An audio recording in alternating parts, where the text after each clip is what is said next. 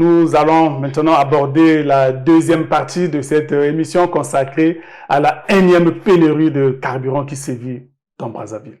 Combien d'oreilles faut-il alors pour écouter les autres pleurer? Tout le monde est en train de pleurer, mais on ne nous écoute pas. Il leur faut combien d'oreilles pour qu'ils écoutent les Congolais pleurer? C'est ça mon message. Message poignant d'un taxman frappé par la pénurie de carburant. Une situation qui ne semble pas préoccuper les autorités compétentes, dit-il. L'avenue Charles de Gaulle, dans son tronçon Parlement, Laboratoire national de santé publique, a été bloqué hier soir aux environs de 20 heures par des véhicules en attente de carburant. Face à cette situation délétère, ce conducteur de taxi, l'air dépité, a déjà blanchi plusieurs jours devant la station-service. Il espère remplir sa voiture. Mais il devrait encore s'impatienter jusqu'à la livraison de la station-service. J'ai fait 3 jours. J'ai dormi dans une station, je ne sais pas qu'est-ce qui se passe. Moi, j'ai mon argent pour payer le produit, mais le produit, ça ne vient pas. Mais je suis dans une station, regarde, tel que là. Je suis là, j'attends. Si je ne trouve pas, la voiture va rester et je vais dormir dans la voiture. Si je laisse la voiture là, sinon on va me voler la batterie. Donc c'est à vous qui nous filme là, donc il faut aller demander. Ah, là-bas on nous a dit que le pouvoir, comment Voilà, Brazzaville coule encore sous une autre pénurie. C'est comme si le Congo a du mal à se départir de ce problème de pénurie de carburant, Albert. Surtout en fin d'année, parce que cycliquement, donc au cours des 3 dernières années, chaque fois que nous abordions le dernier trimestre de l'année, il y avait ces pénuries-là qui survenaient, pénurie de carburant, pénurie de gaz, et tout cela donc suscite d'autres mots comme nous avons pu entendre ici dans l'élément. Vous êtes devant une station d'essence, vous voulez prendre, 10 litres d'essence, on vous dit qu'il faut ajouter 1000 francs de plus au-dessus. Vous voulez faire une opération saine, vous allez donc provoquer de la corruption officialisée, puisque souvent ces stations-là ne sont pas trop loin des commissariats de police, mais les pompistes, ils n'ont plus peur de se faire attraper ou réprimandé par une quelconque autorité policière. Donc nous sommes ici dans une situation qui perdure et qui continue de provoquer des méfaits dans un pays pourtant producteur de pétrole.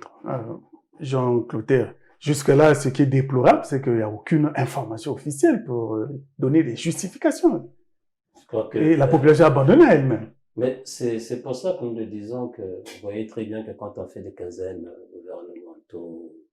gouvernementales plutôt, sur lesquelles on n'évoque pas le vrai sujet, nous avons des vrais sujets, on vient nous dire qu'il y a une délégation chinoise qui était dans notre pays, alors que vous voyez même le chauffeur de taxi qui est un usager et qui en a besoin vraiment de ce carburant, vous dire mais est-ce que les gens nous écoutent? Ça, c'est une vraie question que la personne, justement, pose.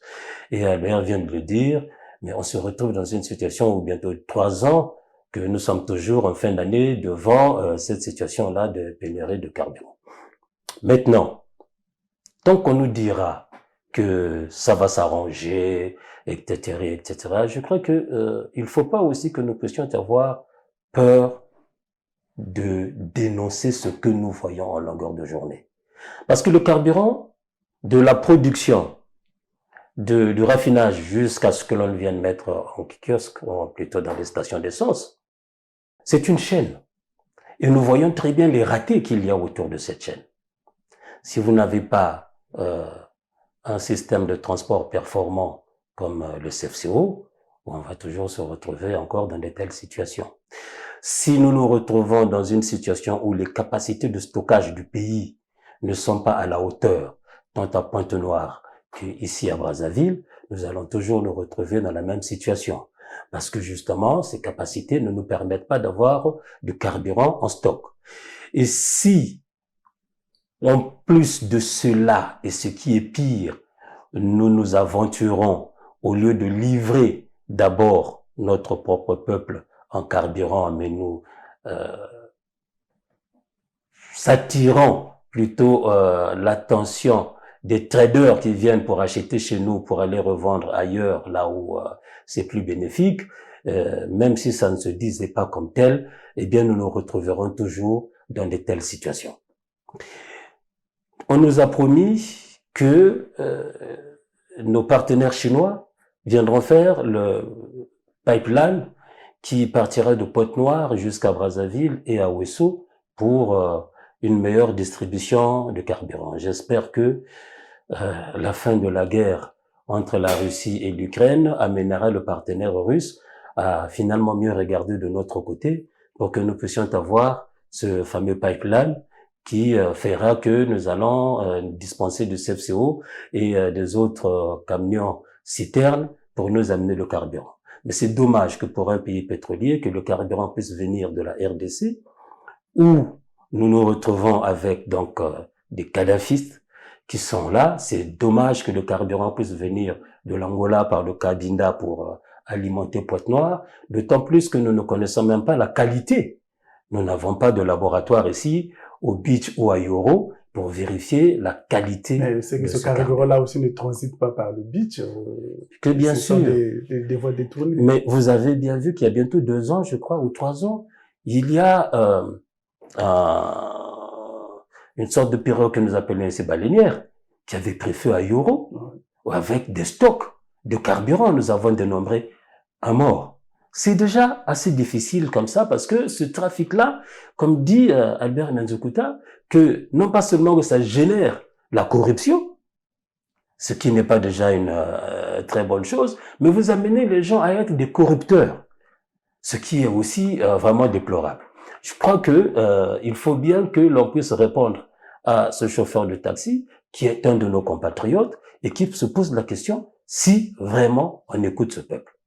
Oui, est-ce il peut y avoir une explication de cette pénurie? Parce que les semaines passées, on avait dit que non, c'était le CFCO qui ne fonctionnait pas. Alors, est-ce qu'il y a une raison pour que nous vivions encore une énième pénurie? Là, la CORAF n'est pas rentrée en arrêt métal. Souvent, c'est en décembre. Alors, si la CORAF entre dans la danse, ça sera la catastrophe. Non, nous n'avons pas d'explication officielle pour justifier ou pour nous éclairer sur cette pénurie, ça c'est vrai. Nous ne l'avons pas. Nous tous, nous sommes acculés aujourd'hui à aller faire la queue devant les stations-service et à nous laisser imposer la loi par une mafia qui se développe au vu et au su de tout le monde. Et plus cette mafia sera puissante et moins nous aurons d'explications officielles pour justifier des pénuries, je le répète, dans un pays producteur de pétrole. Donc ça, c'est un fait, c'est une donnée constante de ces pénuries en fin d'année, mais nous devons en sortir. C'est-à-dire que le problème, ce n'est pas tellement d'expliquer comme c'était le mois dernier, on nous dit voilà, le CFCO qui est le plus à même d'emporter grande capacité de pétrole ou d'essence, etc., ayant été paralysé par une grève des travailleurs qui attendent 47 mois d'arriérés de salaire, je vous le rappelle.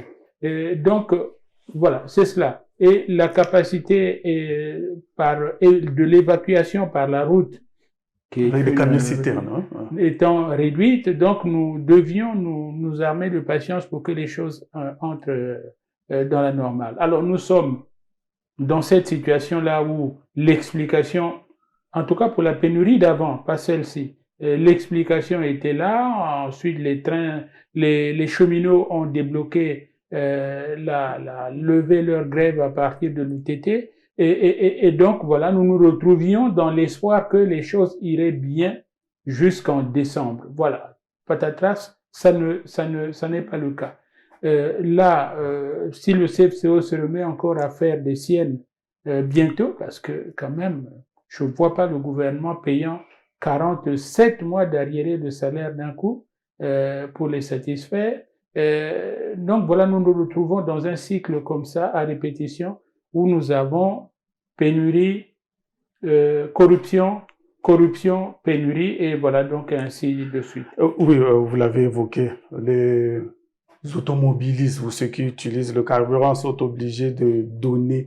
Est-ce que ça aussi, c'est un comportement à déplorer? Est-ce qu'il n'y a personne qui peut arrêter ce genre de pratique où les pompistes sont bien pris en charge par les sociétés qui les emploient? Albert vient de dire quelque chose d'important. Il a dit les mafias qui s'organisent autour des pénuries. Ça, vous en avez partout. C'est-à-dire que dès l'instant où cela peut profiter à certains, dès l'instant où cela peut profiter à un système, ça se ferait toujours de la sorte et le serpent va toujours se mordre la queue. Parce que c'est bénéfique à des gens qui le savent très bien que l'on peut créer cette pénurie. Ah, donc, on peut poser, c'est une pénurie créée ou une pénurie? Mais généralement, nous avons bien vu que on nous a donné une explication rationnelle la dernière fois en nous disant que c'était le CFCO qui ne fonctionnait pas. C'est une raison valable. Mais quand on se retrouve dans une situation comme aujourd'hui, où l'on ne sait pas très bien qu'est-ce qui ne fonctionne pas, parce que les trains ont commencé à circuler, j'en ai même entendu le sifflement avant-hier la nuit, même ce matin. Hein. Même ce matin, pour lequel tout le monde se disait, ah, bah, mais cette fois-ci au moins, je crois que ça va y aller. Je crois pas que la SLOG n'ait pas pu donner le carburant aux gens. La SLOG en a, s'ils en reçoivent, c'est des commerçants. Il faut bien que ces commerçants-là puissent livrer leurs produits.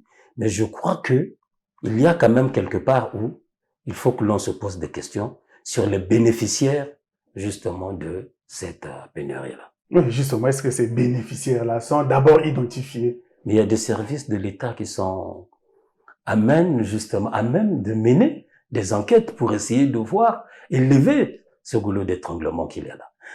Nous avions connu dans ce pays, en dehors de CFCO, le transport par les véhicules qui venaient de Pointe-Noire avec le carburant ici, et nous avions, c'est le FMI qui avait fait que ce trafic s'arrête et que l'on puisse se baser sur le CFCO. Parce qu'il fallait, pour faire survoler les hélicoptères de force, de la force publique, plutôt de l'armée, c'était pratiquement 80 millions par jour pour traverser le pôle, pour accompagner ces véhicules. Donc vous voyez très bien que ça a permis à des gens, sous le couvert de sécuriser le trafic du carburant, de s'enrichir comme il le fallait. Il a fallu justement que cette institution financière internationale dise « c'est fini ». Nous nous retrouvons donc dans cette situation encore, mais je le dis qu'il y a des services habilités qui sont là et qui doivent être à même de nous dire ce qui se passe réellement, et au gouvernement, lors de sa prochaine quinzaine, de nous dire que bon, mais réellement c'était ceci ce que nous avions eu comme problème. Et j'espère qu'ils aborderont cet aspect de question. Alors, Albert, nous avons la corruption que vous avez dénoncée, mais le grand problème est de savoir le comportement finalement de ceux qui gèrent ces pompistes. Est-ce que les responsables ne sont pas informés? Parce que là, c'est la population qui paye un double prix. D'abord, le carburant qui est absent. Il faut encore ajouter un plus sur la quantité que vous allez...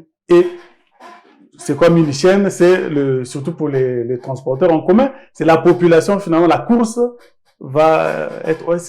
Il n'y a pas moyen de mettre un frein. Non, mais il y a très certainement moyen de mettre un frein à tout.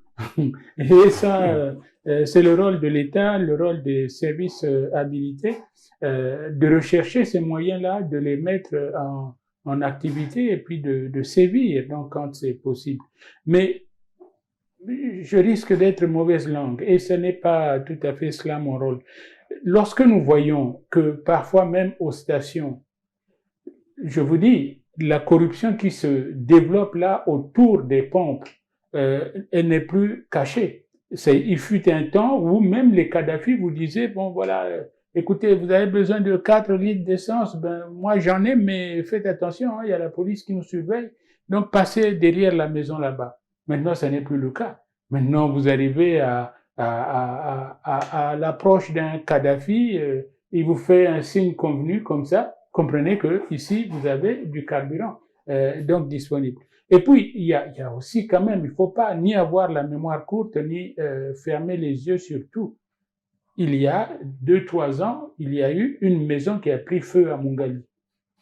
Et cette maison-là appartenait à une notabilité connue du quartier où on stockait du carburant pour la spéculation. Donc ça veut dire que quelque part, il y a la corruption, mais il y a aussi la spéculation. Il y a ceux qui font de la rétention de carburant artificiel pour créer une demande donc de pénurie. Et comme le disait Clotaire tout à l'heure, tout le monde ne s'appauvrit pas dans ce système-là. Tout le monde ne trouve pas de désagréments là-dedans. Il y a ceux qui voudraient que cette pénurie arrive et s'amplifie. Et ça, c'est malheureusement, moi je dois le dire, je suis observateur aussi, indépendant, c'est dans toute la société que ce genre de manœuvre-là s'illustre. Vous avez, je sors d'une morgue pour évacuer le corps d'un décédé, le faire arriver à la maison, de la maison à la paroisse, de la paroisse au cimetière, eh bien, il faut sortir des billets de banque. Pas beaucoup pour le moment, mais il faut quand même en sortir pour encourager le chauffeur de corbillard à accomplir son travail, le travail pour lequel il est payé. Et si vous avez des gens qui vous abandonnent des corbillards comme ça, en disant, voilà, si vous ne payez pas les 2000, moi, je n'avance plus.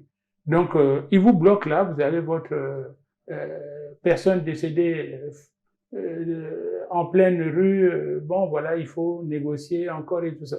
Ça, c'est peut-être un cas extrême, mais le Congo, le pays tel que nous le voyons maintenant, voit se développer ce genre de manœuvres qui vous font douter de la moralité même de ceux qui devraient sévir. Parce que on voit qu'il y a ici et là des gens qui ont été pris la main dans le sac et qui appartiennent quand même à l'administration qui était chargée de sévir. Et donc voilà, c'est ça. Alors, est-ce qu'il n'y a pas moyen? Si, il y a moyen. Nous, il faut aussi le reconnaître, nous sommes journalistes et c'est bien commode, hein, à l'intérieur d'un studio climatisé, de dire, bon, voilà, il y a moyen, il n'y a qu'à. Mais la pauvreté engendre aussi une certaine prolifération de moyens, de tangentes. Et puis voilà, il faut bien... On dit la corruption ici dans nos langues, c'est Madeshabana, non? Donc, c'est comment faire nourrir les enfants. Et donc, voilà. Mais nous avons quand même une haute autorité de lutte contre la corruption. Quels sont les dossiers qu'ils gèrent? N'était-ce pas le moment maintenant de se mettre en branle pour faire la chasse? C'est-à-dire que c'est au vu de tout le monde, puisque la presse les dénonce. Est-ce que la haute autorité ne peut-elle pas trouver un dossier pour travailler? Je ne peux parler ni en faveur ni en défaveur de cette instance.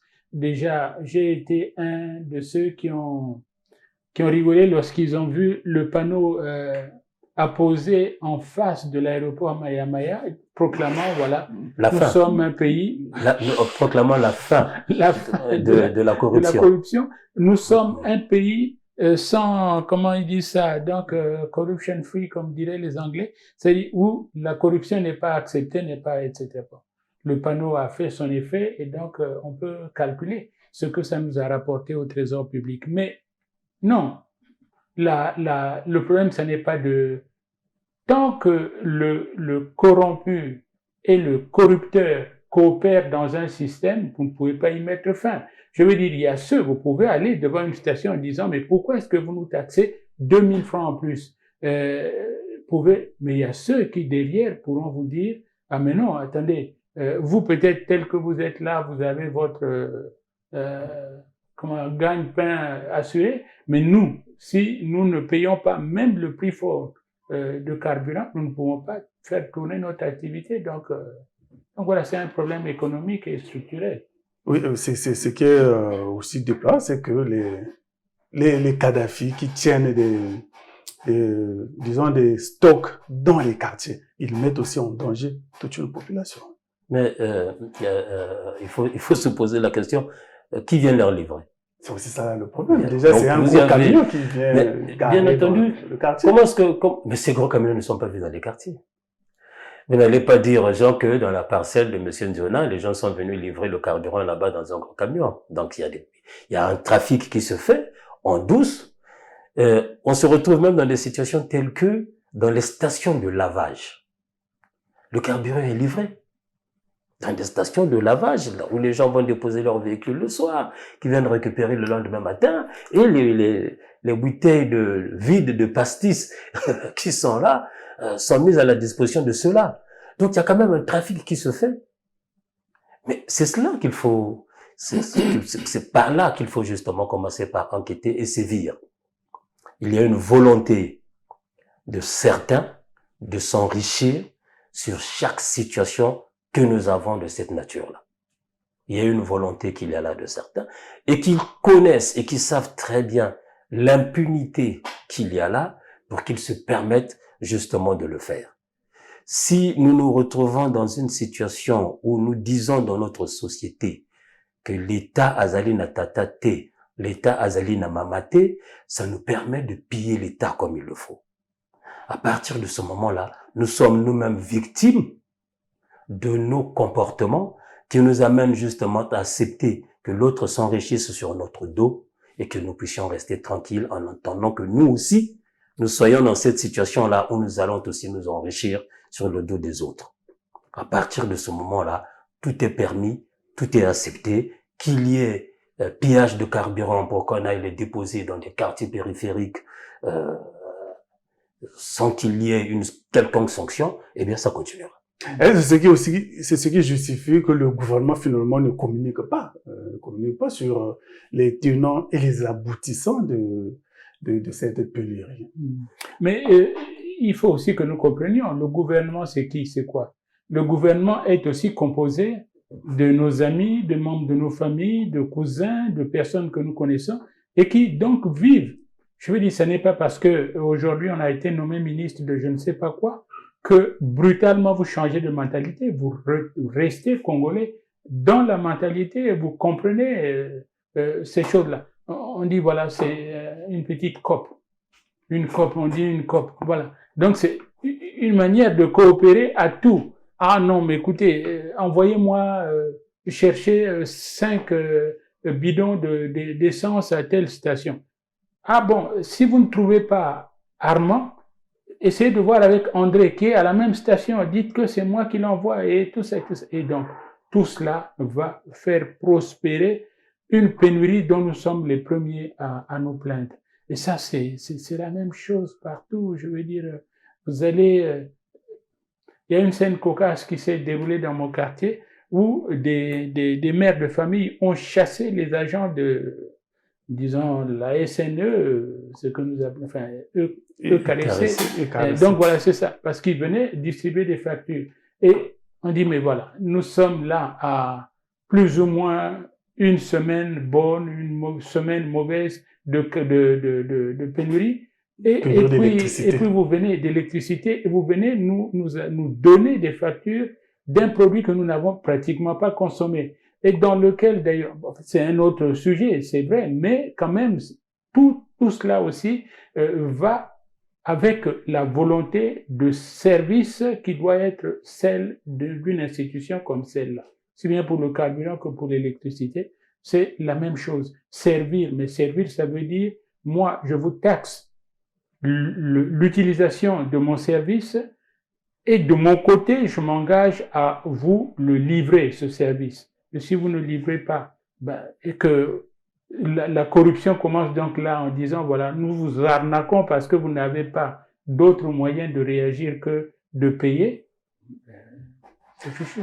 Eh bien, nous pensons que les autorités compétentes prennent bonne note et que ce cycle de pénurie, un jour, prendra fin afin que les populations puissent vaquer vraiment normalement à leur occupation sans craindre que demain, il n'y aura pas le carburant. Parce qu'aujourd'hui, dans ces périodes où nous n'avons pas l'électricité d'une manière continue, ceux qui ont des groupes électrogènes ne peuvent pas utiliser leur groupe parce qu'ils ne peuvent pas avoir de carburant. C'est une situation qui interpelle tout le monde, surtout les dirigeants.